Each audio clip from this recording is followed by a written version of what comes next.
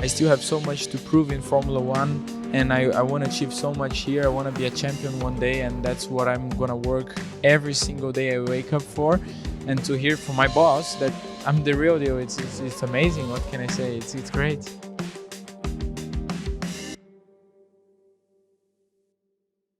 Welcome everybody to F1 Beyond the Grid. I'm delighted to say that my guest this week is Gabriel Bortoleto. Gabi, it's great to have you on the show. How are you, first of all?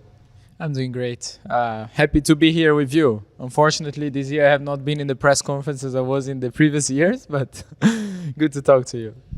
Gabi, you strike me as someone who's already very at ease in Formula One. The cars, your relationship with your rivals, just how long did it take you to get comfortable in this environment?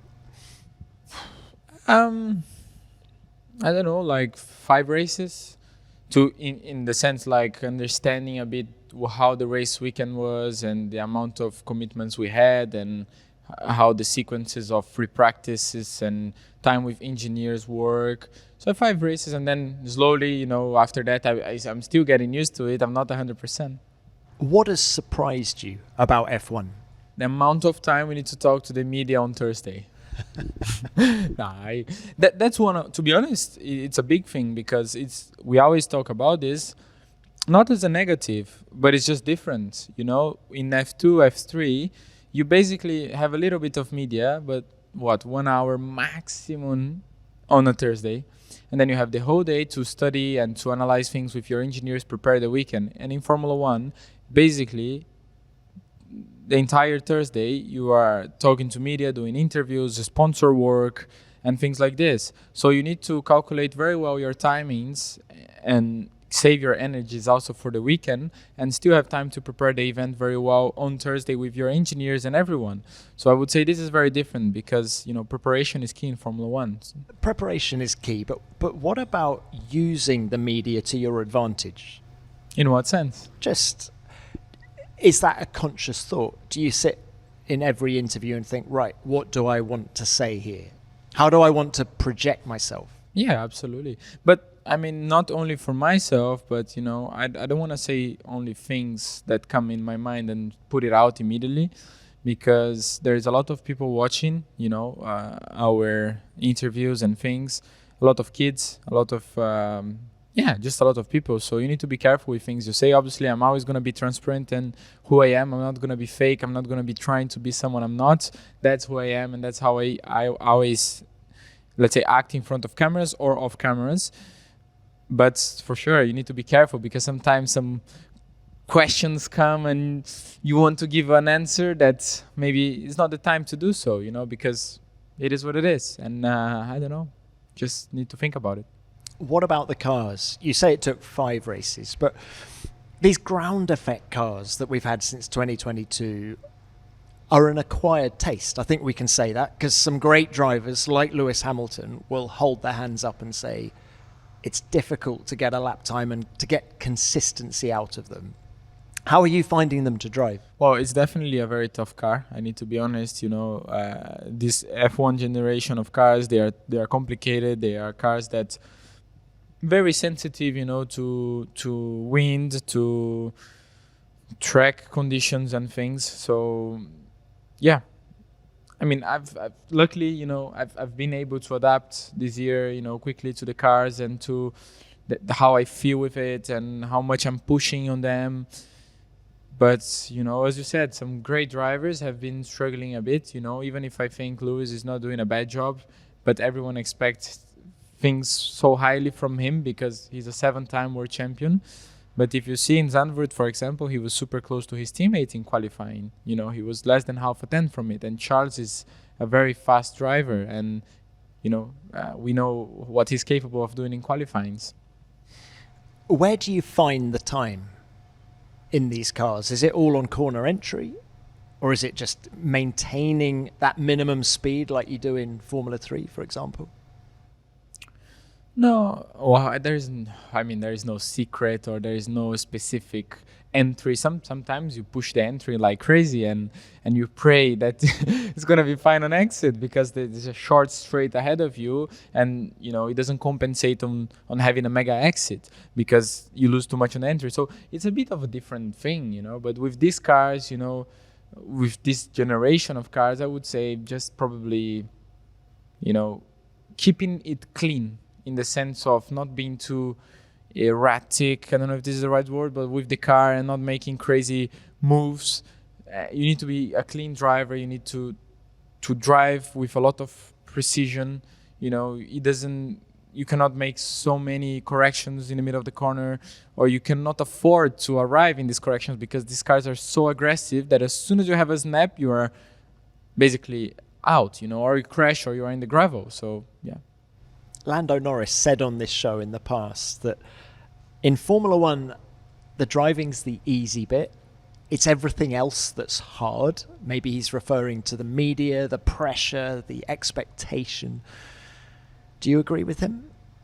Look, it depends. I know that McLaren, they do a lot of media, and I also told Lando this many times. Look, I hats off to you guys because, sometimes I'm with Lando and he's like, oh, tomorrow I'm flying to UK to do this and that, and then I need to fly to US, and I'm like, man, that's crazy. They have so many sponsors and things to do. Luckily, with us, we have a lot of sponsors, but we have a different way of doing things. And yeah, I don't have the same, let's say, still a very busy one because the time I'm not with the sponsors, I'm probably in the sim with the team or doing other things with the team. So it's just different timings. But yeah, I would say driving is not the easy bit. This I can guarantee you. It's very tough to extract 100% of these cars. But definitely there is a lot of things that can affect your driving if you don't focus and if you don't save your energies. Now, we're 2/3 of the way through this season. I just want to get your reflections now on how you feel it's gone. Well, I see the season in a very positive way. We started in a very difficult way with the car. We were really struggling to find a good balance, to find, performance. We were really struggling sometimes to go out of Q1, me and Nico. And, we know how Nico is good at in Formula One, has been here for 15 years, great qualifier. Last year we saw the result he had. And we were struggling at the beginning of the year, and then we went to some other directions. We took some different routes, and we brought the car in a very decent window with Barcelona upgrade, and then Austria, and then Silverstone, and then from there on we started to fight for points more often, and I've been able to show a bit more what I believe I'm capable of, and I'm super happy because it's not easy when you don't have the car to show this. Maybe people don't see what you can really do. And now that we have a car that is there, in the middle field, and that we can perform, we can extract that extra, and sometimes put the car in Q3 and do like crazy qualies and stuff like this. And this is always surprising. So that's racing. We move on from Monza now. What has your learning been linear this year, or did it take the Barcelona upgrade and then the Austria developments to accelerate it? No, I mean, my learning from driver's perspective has been always the same and constantly going up. I believe, obviously, at the beginning, it's more of a steep curve because you have so much to learn that, you start studying and you start doing things and you just learn and you grow so much in that area. But then when you stabilize more or less in a place that you should be, and then from there on is fine tunings, and then you start doing things here and there and there and there, that at the end of the day, step by step, you just achieve so many things, and you look down and you're like, it looks so small of a step, and now it's so big because, you keep doing 1% every day. So I would say Barcelona was a big turnover for us because was when we put the car in the right window and I actually started fighting people, because so far in the season I was not able to fight anyone. Like we were struggling to overtake in the races. We were struggling to follow closely. So, I mean, until that moment of the season, I was basically racing with Nico or with myself. So when you look at where the car was in pre-season testing and look at where it is now, how much faster is it? If you took this car back to Bahrain now, how much faster would it be? You know, 3/10, something like this. It's difficult to say a number, you know. You need to put the car back on the same track, but it's not only on the pure lap time, it's not only on the one lap, but in the race performance, in the tire management, the way that the car is easier to handle, the amount of mistakes we do less now with this car. You know, it's just very different. But I feel what's really stood out from you this year is your qualifying performance, because as you say, Hulkenberg is a really good qualifier. Jolyon Palmer once described him as a career killer because he's so fast over one lap. Yet you really are delivering on Saturdays. He's crazy fast, man. He pushes me a lot, you know, like I wouldn't be at the level I am in my qualifyings and in my racing right now if it was not Nico probably pushing that much. But yeah, I mean, I've been learning from him, I've been studying him, I've been analyzing data and working on myself. And yeah, has been working out very well, I would say. It has been a great season so far. But when you look at his data, what stands out? He's precise, he's quick, he's you know, he doesn't make many mistakes in his lap. You know, his lap looks like it's very much in the limit, but he is able also, when he makes mistakes, to keep the car inside the track and not lose a lot of lap time. And this is not easy with Formula 1 cars, you know. So that's impressive about him. Is he the fastest teammate you've ever had? Yes, he's the fastest teammate I've ever had, probably. Yeah. Partly because of his experience, or is it raw? No. Raw pace is raw pace. Experience obviously comes, you know, racing, strategy, decisions and stuff. But speed, if you're not quick straight away, you're not going to be quick in 10 years. You know, it's not that you wake up one day and you are quick. And I feel like Nico has been, well, look at him. He did pole in his rookie season, if I'm not wrong, in Brazil. Yeah, in Brazil, you know, 2010. And he's been always a great qualifier and a racer as well. But we always say qualifier because that's where he stands out a lot.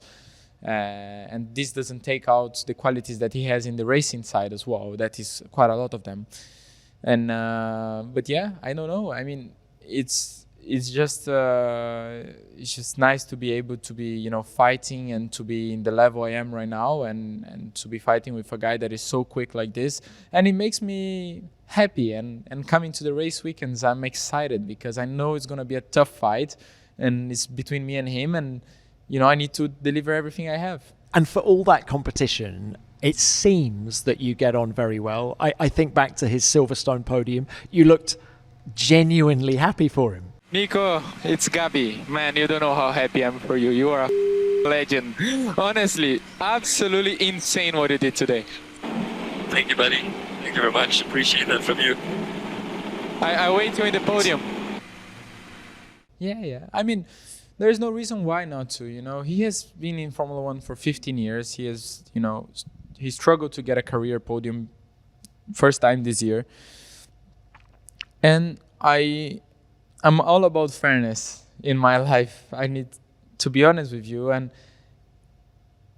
I never thought that his career was fair, because I really thought that Nico could have achieved so much more if he had the right cars and good teams behind him. And I don't think he did. And I think he could have achieved much more. So to look at a guy like him that won Formula 3, won Formula 2, did an amazing job in Formula 1, and not getting a podium, I was like, man, come on, this is not possible. Like, if he doesn't get a podium, then what? And then when he got a podium, you know, I was genuinely happy because I really believed that he deserved it. And you know, it must be tough for him, even if he doesn't say it, after 15 years trying, not getting a podium. At some point you even say, F that, you know, sorry for the word, but you know, I don't care about this, and I would just do my job. But yeah, it must be tough. Hopefully, you know, I achieve my one as soon as possible. And I'm sure he'll be very pleased for you. I hope so. Look, I agree completely about Nico, but let's bring it back onto you and to something that Jonathan Wheatley said recently. He said, Gabi is, and I'm quoting him now, the real deal. And Wheatley has worked with all of the modern day greats. He worked with Michael Schumacher at Benetton. He's worked with, of course, Vettel, with Verstappen. What does that make you think when someone of his experience is saying that about you? What can I say? I mean, it's amazing. Does it make you even more confident? Well, definitely. A guy that saw so many talents. Worked with the greatest together. With Senna and Michael won seven titles. I always rate him very highly together with my idol that is Senna. He worked with the guy, and then he says, I'm the real deal. What can I say? Like, for me, it's just amazing, and I still have so much to prove in Formula One, and I want to achieve so much here. I want to be a champion one day, and that's what I'm going to work every single day I wake up for. And to hear from my boss that I'm the real deal, it's amazing. What can I say? It's great. This episode is sponsored by Vanta. In today's fast-changing digital world, proving your company is trustworthy isn't just important for growth, it's essential. And that's where Vanta can make a real difference to your business. Vanta helps companies of all sizes show they take security and compliance seriously by helping them get compliant fast and stay that way with industry-leading AI, automation, and continuous monitoring. Whether you're a startup working through your first SOC 2 or ISO 27001, or a bigger team managing vendor risk, Vanta's trust management platform makes the process quicker, simpler, and scalable. You can automate compliance across more than 35 frameworks and fly through security questionnaires up to 5 times faster. So Vanta is not only saving you time, it's giving you the opportunity to land big deals sooner and focus on growing your business. According to a recent IDC study, Vanta customers save over $500,000 a year in costs and are 3 times more productive. Establishing trust isn't optional. Vanta makes it automatic. Visit vanta.com/grid to sign up for a free demo today. That's vanta.com/grid. Gabi, how important is it for you to get this year under your belt ahead of the rule changes next winter? If you were going straight into your rookie season with so many changes next year, do you think you would have been at a disadvantage? Yes. I mean, I would need to learn everything. Obviously not everything, because I would have had a year of testing, probably a year of being in here with the team and learning. But still, driving is driving. Nothing is better than that. Racing against these people and being part of the team, I believe it would be a big disadvantage for me, especially, being straight away Audi first year, everything would not be easy. But I'm glad they gave me the opportunity to develop this year and, start with the big team next year. Driving's driving. I mean, the 26 rules are such a reset for the teams. Do you think there'll be a reset for the drivers, or is driving just driving? Is a car ultimately? I always believe a car is a car. And if you are,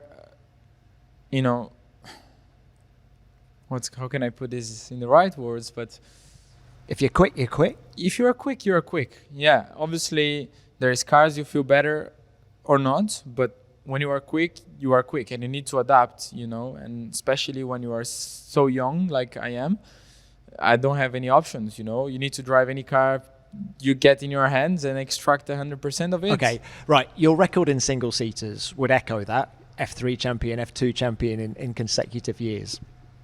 What about a Brazilian stock car? I was looking at your racing record. Were you immediately quick in that when you did it, when you raced it? Look, I'm going to be honest. I was very quick at it, but I didn't know how to race because I always raced my whole life in open wheels. And, you cannot touch wheels in Formula One. As soon as you touch, you have a puncture or something. In stock car, they are great drivers there, man. Like, the level, it's insane in that series. Obviously, we have so many stock car drivers that come to race in Europe, and they win Le Mans and Daytona and things like this. So the level is crazy. I went there, I was quick, I was happy. And then in the start, I remember I brake. I had 3 guys on the left, 3 guys on the right, 1 guy almost jumping over me, and just banging wheels and everything. And I was like, man, this is crazy. I think the sim helps you young guys now a lot. Something that wasn't available 25 years ago to drivers. Would you agree with that? Yeah, sim is for me key. I love sim. You know, it's a passion. It's not only a tool of work, but I'm passionate about it. You know, I love going back home on a Sunday night after the race and sit in my sim and drive. Not on Sunday night after a race. Yeah, like Zandvoort. You know, I came back Sunday night. And then went straight on the sim. Yeah. Having done a Grand Prix that day. Yeah, but I mean, this is not work for me. I love, you know, it's different. When you love doing something, you don't see it as a work, and then you don't see it as like, oh, why would I jump in the sim on a Sunday night? No, why?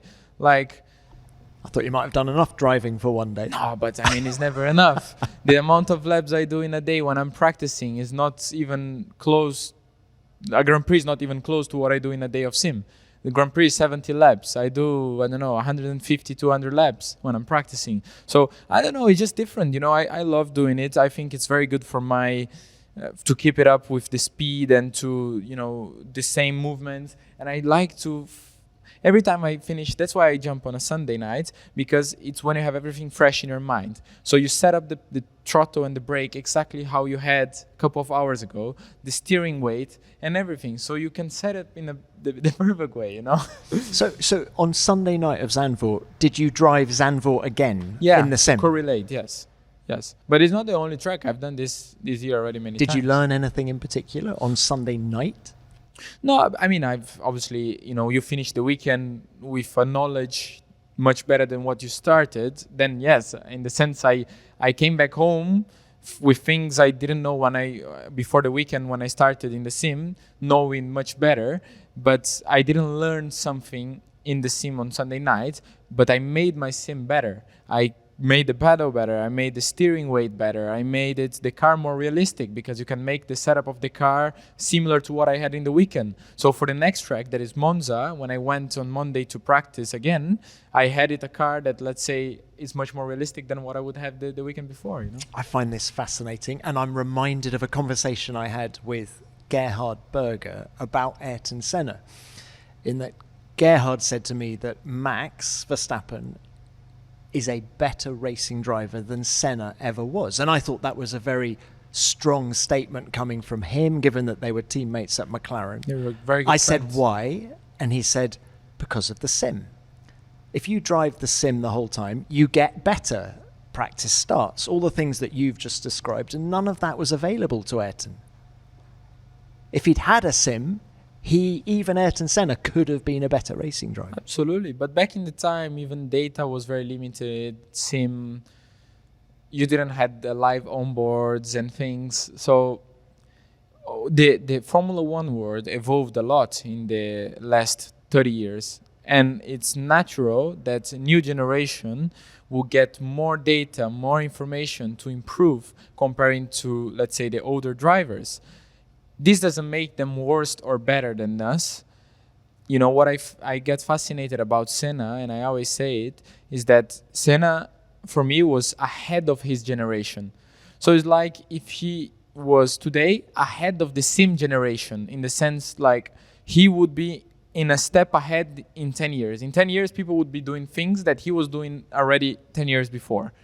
So that's what I find fascinating about him, because he was the game changer. It's the same as Michael Schumacher. You know, when you hear histories about him, he was a game changer in many topics. You know, in the physical condition, you know, he was putting the bar up. You know, he was setting things in another level. And that's what I find fascinating about Senna, Schumacher, and, for example, Max with the sim. I think he was the first real driver to get these sim things very serious. Even if nowadays in the grid there is still, I think 90% of the grid doesn't do sim at home, but they do a lot in the factory, you know, but they don't do at home. But I don't know, maybe in 10 years, maybe no, I'm quite sure in 10 years, you will see drivers here sitting that they're going to be nerds talking about sim and playing the whole day at home, because that's what they grow up with, you know. How much have you studied Senna? Because he had that very unique throttle application, didn't he? When he used to pop, Yeah. pop, pop, pop, pop. I've asked so many people about that already. Have you tried it on one of these? Have you tried? It doesn't work. You know, there's no turbo lag or anything with these F1 cars recently, but it wouldn't work. You know, we have the differential of the car that is it's linked with the throttle, so if you hit the throttle, the diff locks and everything. So it wouldn't work in nowadays car, but it worked for him back in the time. And I asked so many people that used to work with him back in the time, why did he do that? And they explained me, you know, for the the turbo RPM. lag, right? Yeah, turbo lag plus the RPMs, you know, he never wanted to let it drop so much. So he wanted to keep it high and the turbo, you know, working for when he goes on power. He has a very good exit. So it was something that he was the only one able to do. For all of this sim conversation we're having, is there a little bit of you that wishes there was more on-track testing? Absolutely. Yes. Because there's no replacement for doing it for real, right? No, I mean, sim is the replacement, trying to replace the test we cannot have in real life. But if we could choose between, do you prefer doing sim or the amount of days you do in the sim in the real track, 100% real track? I mean, sim is just good because we don't have time on track. But that's the only reason why we do it. And you could try some really interesting things on track that maybe you don't try in the sim. Tell me if I'm wrong, but Mika Hakkinen once, when he was at McLaren, tried a hand throttle because he believed it was a shorter distance between your hand and your brain than your foot and your brain. So he wanted to try to see if it was better using a hand throttle. Just crazy stuff like that. That's interesting. Yes, but you are also able to test this nowadays in the sim. I like suppose you can. throttle. It's kind of actually much easier, isn't it? But what you cannot test is like, I don't know, aero development that you do in your car. You cannot, like, you can put it in the sim, but how much can you rely on that? You know, maybe it's not 100% accurate, but when you put in the real track is the real thing, you know? So what happens there is going to be in the race weekend. Plus, like in the sim, we have very good track models and car models, but they are never 100% accurate. They are close to it, but like tracks like Zandvoort, you know, that is a very banking T3. It doesn't exist any sim that gives you the feeling of how much banking there is in that corner in real life. You know, you don't feel the G-forces, you don't feel a lot of things that you do in real life. So that's only in the real life feeling you have. Yeah. And is there a crazy bit of technology that you would like to try in Formula One? A bit like Mika and his hand throttle? Well, you got me with this question because I never stopped to... Maybe I give you at the end of the show, like at the end of the podcast, we talk about it. I will think about it. It's an interesting one, isn't it? Because there's a lot of things that could have been tried. I sometimes think if the FIA didn't regulate Formula One to the extent that it has to for safety reasons, where would the cars be now? It's, you know, I don't think drivers would be able to drive the cars. That's the reality. you'd be blacking out because the G-force is too high. You would pass out, man. Yeah. In the middle of the corner, you would G-force would kill you. Yeah. Tell us a little bit more about Senna, if you would. You have his helmet colours as part of your colour scheme. Why have you done that? Well, it's a mix of Senna and Brazil. Obviously, you know, it's Senna colors because he got famous using them. He's my idol. So last year in F2, I had a helmet that was red and sorry, it was orange and black, if I'm not wrong, something like this. And then I said, for 30 years of Senna death, I'm going to do a tribute to him and make a helmet in his colors with Senna logo together with the family. So they approved and they said, absolutely, we would love to. You know, it's amazing from your side to do this in the Imola event. So I decided to do it. It brought me luck. I did pole. And, you know, I got my podium. I'm not sure it was my first podium. Probably it was, of the season. And I decided to stick to that helmet because a lot of Brazilians got in love with it, and I got in love with it. I was like, why didn't I use the colors of my country earlier? You know, I represent Brazil, like I should be using it.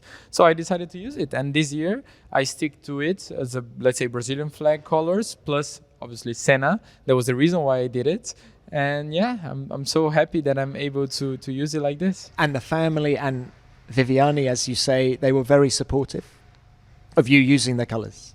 Yes, they were 100%. They were in Imola and we took many pictures together, and I was so glad, you know, because I mean, it's the family of my idol being there, happy that I'm using something for him, you know, like a boy's dream. Tell us a little bit about Brazil and any pressure you might feel from home? Because it's been a while since you've had a full-time Formula One driver, Massa being the last one who ended his career in 2017.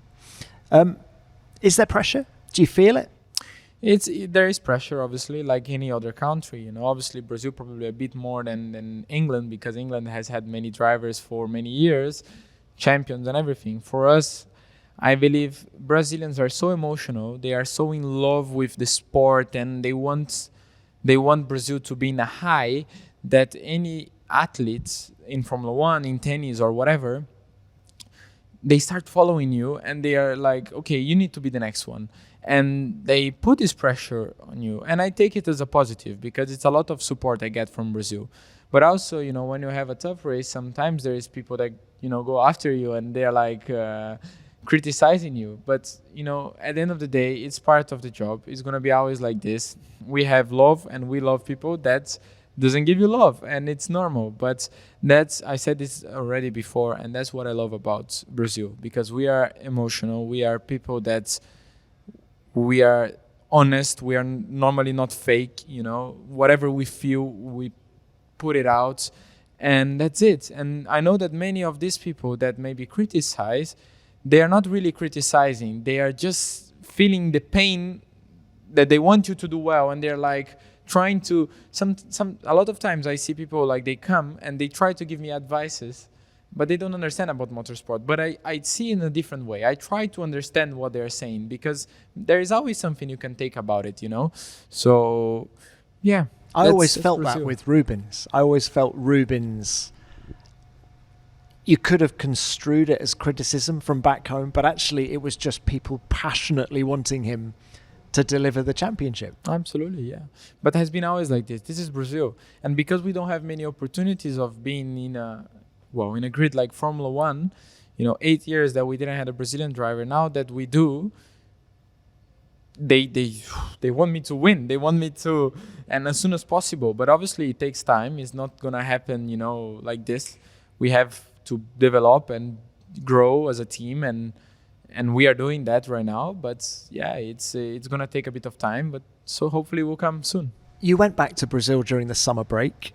Did you notice any difference in people's attitudes towards you? I don't know, going through Sao Paulo airport, just people on the street, that kind of thing? Yeah, I mean, obviously it's a bit different, you know. You go eat in a restaurant, people recognize you everywhere you go now, but it's nice because, you know, they come and they say nice words and they take pictures, and they say like, it's a lot of, I need to be honest, it's a lot of kids nowadays, you know. It's impressive.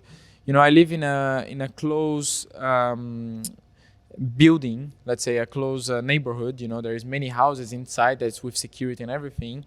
We know a bit how Brazil is, and, you know, inside this place, people know that I'm there sometimes a year, and a lot of times I was having dinner with my family, and then the ring would bell, and then I was like, my God, who is it? No, so I opened the door, and it's a kid like this, 6-7 years old, with the parents behind. They're like, sorry to disturb at this time of the night, but can my son take a picture? He's such a big fan. And I'm like, absolutely. Like, I was this kid some years ago. You know, I love to do these things with people, because I was one of them not so long ago. This episode is sponsored by SelectQuote. You've probably heard the phrase, the best offense is a good defense, a million times while watching sport. Well, life's no different. You can't always predict what's coming, but you can make sure you're ready for whatever it throws at you. That's why getting life insurance is one of the smartest things you can do to protect your future. But if you're confused about where to start, don't worry. SelectQuote takes the guesswork off your plate and handles it for you. For over 40 years, they've helped more than 2 million Americans understand their options and get the coverage they need. As a broker, SelectQuote's mission is simple: to find you the right insurance policy at the best price. Unlike other one-size-fits-all life insurance companies, SelectQuote's licensed agents work for you. They'll compare plans from trusted top-rated insurers, tailoring recommendations to your lifestyle and budget, and they do it all for free. Some policies even offer same-day coverage for up to $2 million with no medical exam required. And if you have a pre-existing condition like high blood pressure, diabetes, or heart disease, SelectQuote partners with companies that offer policies that work for you too. They shop, you save. Get the right life insurance for you for less and save more than 50% at selectquote.com/beyondthegrid. Save more than 50% on term life insurance at selectquote.com/beyondthegrid today to get started. That's selectquote.com/beyondthegrid. Look, you were one of them. Let's talk a little bit about your family now. Is there racing in your blood? Did your dad race? Tell us. No, where did the bug come from? Well, it comes from my family. Obviously, my father was always in love with racing. He was passionate about it. He loved Senna. My grandmother, she loved it as well. She used to put me in a wall that we had in this house, and then I would sit in the wall, and she would be looking at for 5-6 hours. We would just stop for lunch and come back, and what car is this? And then I need to say the name of the car and what engine it uses and stuff. So that's road cars or racing cars? Road cars. Road car, okay. Yeah, in the street. Like, what car is this? What engine does it use? And then I needed to know these things, and she gave me a bit of this passion. My mother obviously loved it because of her. And my father, he was passionate about it, but he didn't have any money to race. He comes from a very poor background, his family and stuff. Unfortunately, he didn't have so much of a family and no money. So he was in love with it, but he could not do it. So I think he even worked in the Grand Prix of São Paulo once, helping people of getting the rich people getting out of helis to watch the race. So he has a very nice history, and he achieved so much in his life. He did his business, and he did all of this because he knew he would need money to support my career to get to Formula One. So this was also very nice to watch, because while I was growing in karting and growing up in the series, he was working so much to try to make money to pay for this, because he never relied on sponsors when I was young, because it was very difficult to get in Brazil. And I'm very grateful for him. Can you remember your first experience at a racetrack? Yeah, I was 6, and I was in a very, like a very puffy go-kart, the very small one. It was a blue go-kart, Where? In São Paulo? Aldeia da Serra, in São Paulo, yeah. Aldeia da Serra. It's in São Paulo there, and I remember, my brother, the whole night before, he started karting a bit earlier than I did, and then he was telling me, okay, tomorrow the mechanic is going to give you this sign, and if he gives you this sign, you need to do this. So I was listening to him the whole night. I couldn't sleep the night before. I went to drive. I spun so many times in the first day. Obviously, I was young. I didn't know how to drive. And yeah, that's how everything started. Just finding the limit. Not sure. Going over the limit. I was going over some. Look, and you then moved to Europe. Tell me if I'm wrong. At the age of 11. Yeah. That's a huge sacrifice. Checo Perez talks about him coming to Europe, going to Germany at the age of 15, but 11 is really young. How tough was that? It was tough in the sense I was far from my family. My family didn't come with me. So, I came with, back in the time, there's a guy called Francesco. He was my driver coach in karting in Brazil and everything, and he came with me. And just me and him at the time. And it was tough because, I used to sleep every night in my home, with my parents, with my brother, and we have such a close relationship that we were doing everything together the whole day. And from one day to another, finished. I didn't see them for 3-4 months. And for a kid that is 11 years old, it was tough. But I think my dream was so big to be in Formula One, and I was so convinced about what I wanted that I never realized. I never stopped to think about until I entered F1. And I honestly, I just realized when I was here, and I was like, everything went so fast. And now that I'm here, and then I'm like, what I did was quite crazy. I was young. My parents, also my mother, she was suffering a lot. She never let me know this, but I know how she suffered. So yeah. Speaking as a parent, I would find that incredibly difficult, sending my son to the other side of the world. Yeah, it was difficult for them, But Did you get homesick? No, I missed it, but because I think I was so focused on karting and doing what I wanted that it never came to my mind I want to go back home to my parents. Like never, like literally, like they would come sometimes a year to watch me every 3-4 months, but that was enough for me. And I would talk to them. Luckily, we have FaceTime nowadays, and I would talk to them every single night. So that was very helpful for me. Your ambition came to you incredibly young. To know so clearly what you want to do with your life, I think is unusual. Yeah, but at home we had a very strict thing.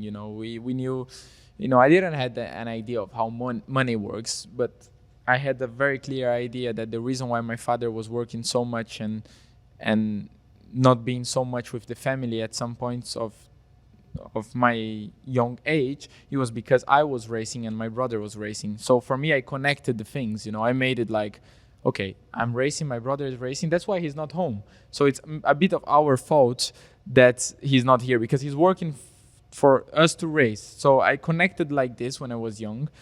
And it was very clear that it was not, I didn't want to do that only for fun. And then he was working, and then one day I wake up and I don't want to do this.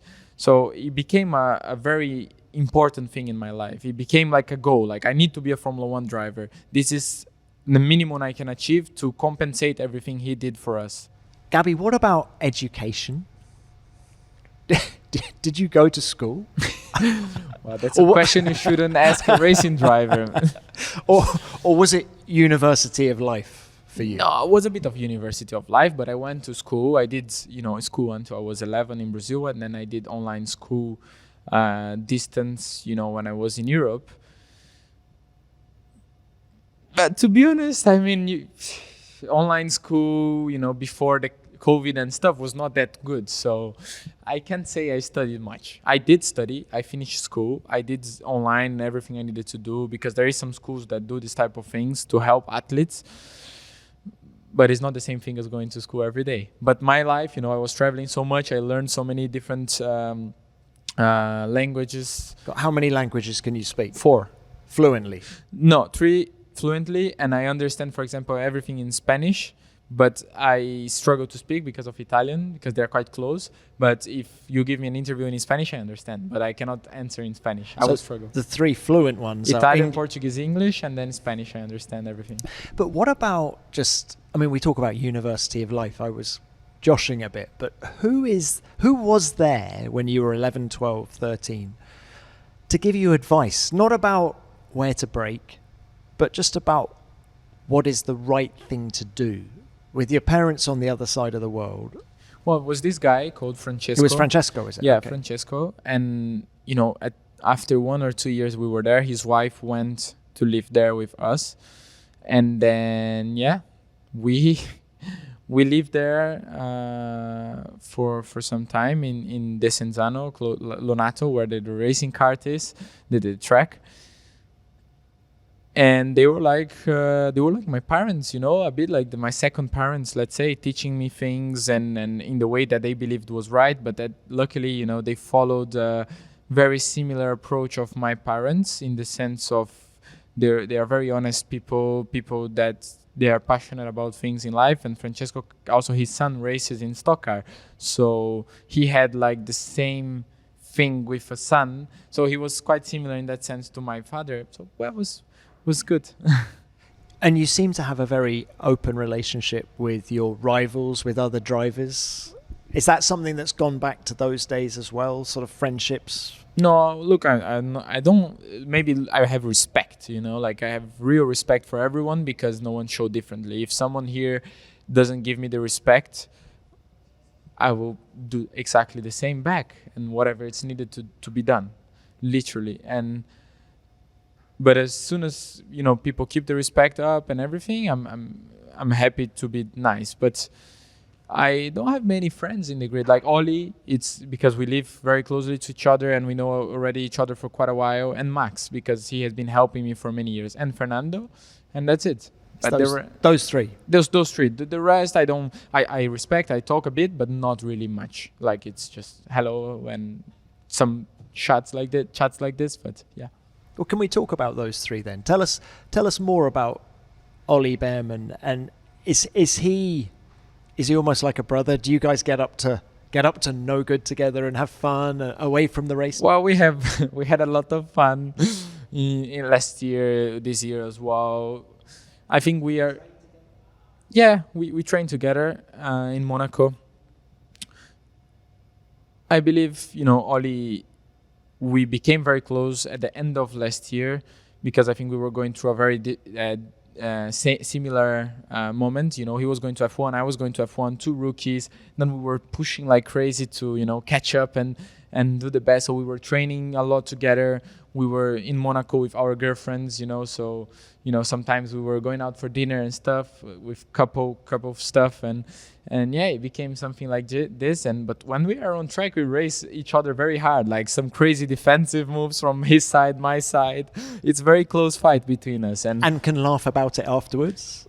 Yes, we didn't crash yet. I'm sure at some point it will happen because it's normal, but I believe we are grown enough to understand that racing is racing, and when we close the visor, that's the priority, and we're gonna do whatever is needed to beat each other.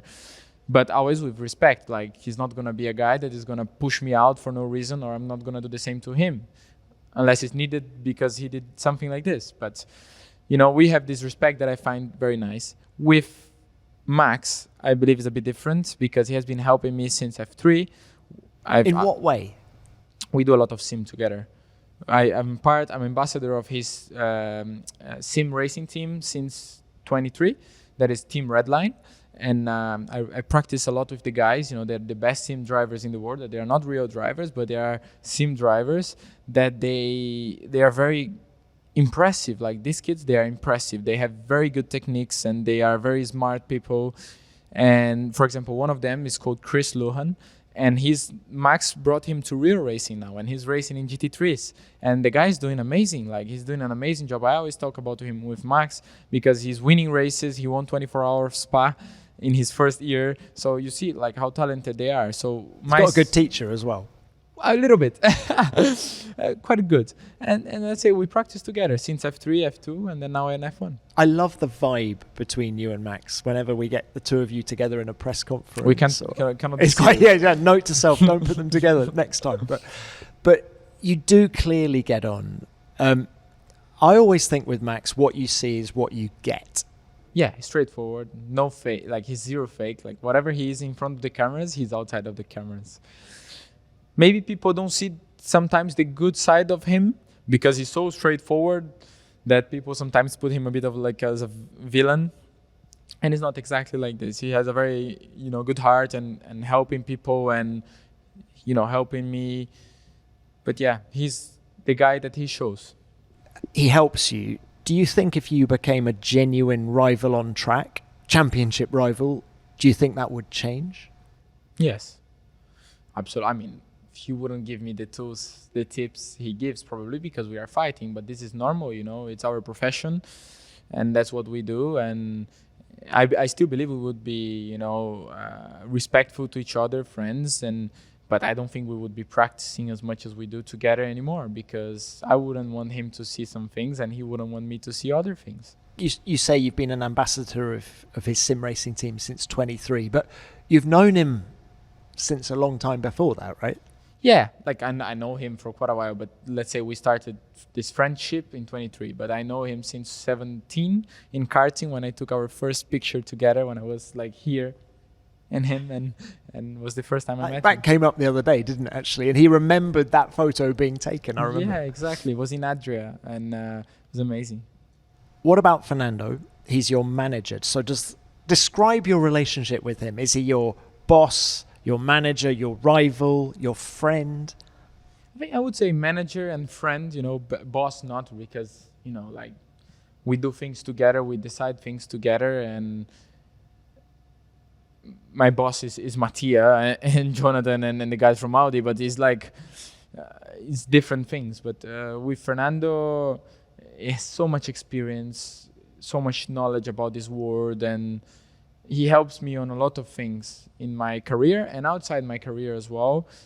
And we have a very strong team that is him, Fernando, Alberto, and Albert. They are 3 owners of A14, and then together they share all the responsibilities, you know, contract-wise, logistic-wise, and Fernando, you know, obviously with the driving side and helping me to get inside Formula One, pushing a lot with Sauber. So yeah, and we have a very respectful relationship. Sometimes he gives me a ride in the plane with him.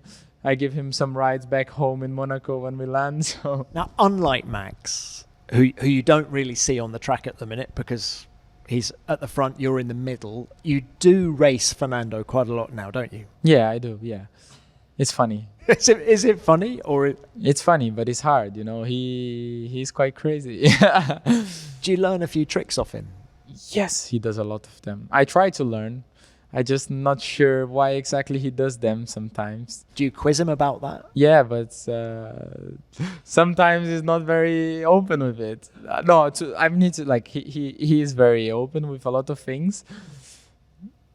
But some of them, maybe when he retires, he will tell me. Oh, but I believe, yeah, a lot of things he explains to me, and he teaches me. Like even after Budapest, he did a masterclass race where I finished behind him P6 and he finished P5, and it was amazing to race and to see everything he was doing, how he saved the tires at the beginning of the race and pushed more at the middle end side and stuff like this. And I was asking him, why did you do this? What's the reason exactly? Because I thought about 3 different reasons. Which one of them is the truth one? And stuff like this. Would you be in Formula One without Fernando's influence? No, I don't think so. I think obviously Fernando is not only the guy that's pushing Gabriel for getting to Formula One, but he helped me to get my F3 contract in a very good team. He taught me a lot that season, in a rookie season. He taught me a lot in my F2 rookie season, you know. And yeah, I mean, I'm not so sure I would be here. I'm not so sure I would have won F2 and F3 if he was not managing my career and getting my seat in F1. And did he help get you to McLaren for those 2 years? Yeah.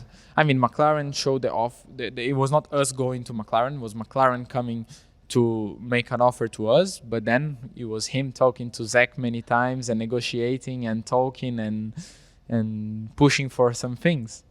He was very involved on that. Gabi, I feel like I talked to you all day. I've loved this chat. We're going to have to bring it to an end. And let's finish by talking about Audi. They have an incredible record in motorsport. Look at everything they've achieved in rallying, in WEC, at Le Mans, those kinds of things. How excited are you by their entry next year? Very much. As you said, they won everything they did. Literally everything they did in motorsport, they won. And the target here is not different. It's going to take time. It's a long process, you know. Formula One, it's another level of racing investment and developing the car and the engine that we are doing by ourselves next year. So there's a lot of things that we need to put in place, but I'm sure we're going to achieve big things. But because of their past record in other series, do you think there's going to be too much expectation? Do you think the world at large is going to expect Audi to come in and win straight away? Do you expect them to do that? No. To win straight away, first year, no. I mean, I find fascinating that they won everything they did. And I'm glad people put the expectations that Audi needs to win, because it's a strong brand. We need to win at some point. That's why Audi is joining. Audi is not joining to be fighting in the middle field. That's not our goal. We joined F1 because we want to win. But I don't want to also put a timeline and say this needs to be done this year or next year or the year after, because it takes time. Things like this, you know, we cannot. There is very strong teams in the grid that have been working for so many years, and we cannot think that Audi arriving is going to beat everyone already in the first year, because that's not how it works. There is a lot of good people working in these other teams. And we're going to get there. It's just a matter of time. Well, Gabi, you're on an incredible journey. It's a privilege to witness it. Good luck with everything that comes next. Final one, and this is a question I'm asking everybody on the pod this year. Formula One is 75 years old this year. Do you have a favourite moment from that history that you can share with us? Anytime, anybody. 1993 Donington, the first lap he did was insane. What he did there was I don't know how he did that, but was insane. I think that's fifth to first in the wet, wasn't it? Yes, I don't remember if it was fifth, but he overtook so many cars in the first lap. You just see outside, inside, the braking later, and dominating everyone there. That's a great moment. Gabi, thank you for your time. Thank you.